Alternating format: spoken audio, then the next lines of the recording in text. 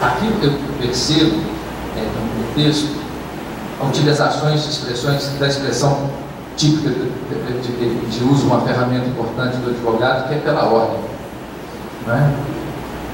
Pela ordem. Pela ordem está previsto no Estatuto da OAB, artigo 7º, inciso 10. E a pela ordem tem uma função específica. É chamar a atenção do juiz para uma irregularidade, um vício que está ocorrendo no processo. A gente não pode transformar o pela ordem num vocativo ou numa interjeição para chamar a atenção do juiz para pedir a palavra. O advogado não precisa pedir a palavra, né? O advogado requer, não é? Esse é o direito sagradíssimo do advogado, é requerer.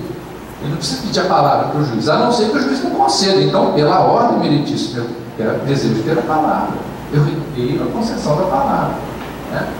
Então, o pela ordem, vamos lá pegar o Estatuto da OAB, importantíssimo artigo 7º. É para esclarecer equívoco ou dúvida, ou para replicar acusação ou censura. O advogado fez uma brincadeira, teve uma postura, o seu ex-adverso teve uma postura, vamos dizer, indelicada ou incompatível com a sessão de audiência.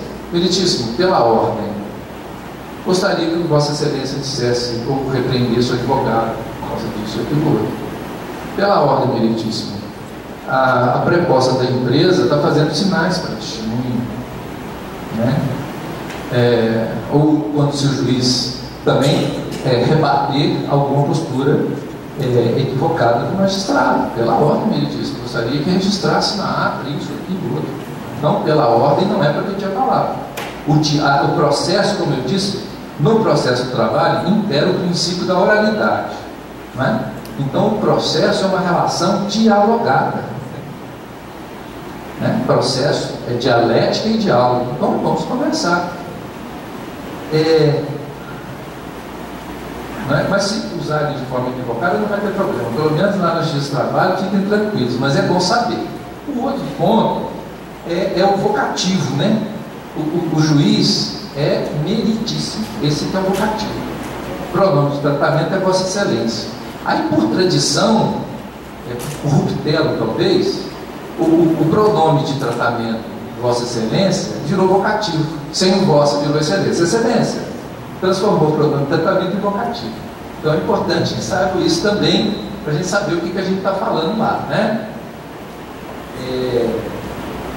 São coisinhas assim que eu acho que é importante, né, na prática, saber o que está acontecendo. Muito bem. Aí a pergunta, outra coisa, sobre o preposto do empregado, né? Ele não pode comparecer, a lei fala, qual que é o artigo? 843, parágrafo 2º. Sempre que está em possibilidade de comparecer, é atestado médico. Mas existem motivos outros que a lei fala, ponderosos. Até hoje eu não sei se essa palavra é um erro de grafia lá ou não é, se é poderoso ou é ponderoso, mas existe ponderoso, né? Então ele não pode comparecer, está justificado, levou o preposto, que pode ser um colega de serviço lá da mesma seção dele, o empregado, ou um representante do sindicato. Ele não vai lá para substituir, para o juiz marcar uma outra audiência, não, ele vai lá para participar da audiência como o preposto da empresa participa. Então, vou tomar o depoimento pessoal do colega de trabalho. E ele, se ele for nomeado, indicado como preposto, ele vai ter que saber sobre as condições de trabalho lá. Que horas que entrar, que horas que sair. Não é? Às vezes o advogado da empresa bate o olho do representante sindical e fala assim, não, esse aí sabe muito, né? Pode até não, a questão é personalíssima, a pergunta tem que ser dirigida à própria parte, eu requiro o adiamento da audiência por outra oportunidade, aí deixa o juiz quebrar a cabeça lá para resolver se vai fazer ou não vai fazer.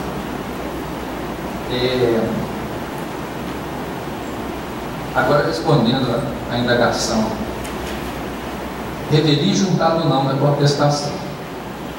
Princípio da busca da verdade real. A parte no meio, ela vai sofrer os efeitos da confissão física, nos limites da confissão física. Ela não está impedida de apresentar a defesa e os documentos que tiver. Se a questão for documental, o documento está ali, o juiz vai deixar de ver. A questão da preclusão nós vamos discutir mais adiante, né? Que é outra história complicadinha também, mas graças a Deus cada juiz do trabalho tem o seu código pessoal, né? E então vocês vão ter facilidade. Nos Estados Unidos, para advogar nos estados, tem que fazer o exame e conseguir licença em cada estado. Não é? Aqui a gente consegue um só e pode advogar em vários estados, desde que não advogue muito, né? Tem muita gente aqui que tem que ter a MG. Eu falo lá, você não vai fazer a MG não? Na sala de audiência?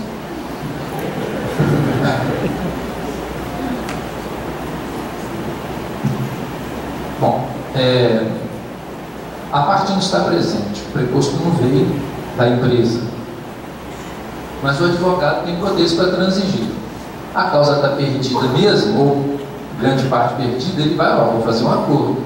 Pode, você tem poderes para transigir, né? Então a parte deve, o advogado que está ali numa situação imprevista, aliás, prevista, mas não desejada, aconteceu um problema, ele não tem um preposto, ele tem que avaliar. A questão é de direito, não basta apresentar a defesa, não vai ter efeito nenhuma confissão. Opa, envolve matéria de fato, mas o requerimento dele envolve análise de questão de direito, e aí eu tenho uma súmula favorável, eu tenho decisão da turma recursal de Juiz de Fora favorável, não faço acordo, espero. Nós aqui em Juiz de Fora, pelo menos os advogados trabalhistas que militam na área do trabalho mesmo, têm o privilégio de poder fazer uma pesquisa prévia nas decisões da turma recursal de Juiz de Fora e já sabe o resultado. Então ali ele já tem condições de fazer um percentual o risco de conseguir ou não conseguir sucesso naquela demanda, né? A conciliação, então, neste caso, pode ser muito bem apilatada pelo advogado que não tem mais o seu cliente ao seu lado e, portanto, corre o risco de uma pena de confissão. É isso.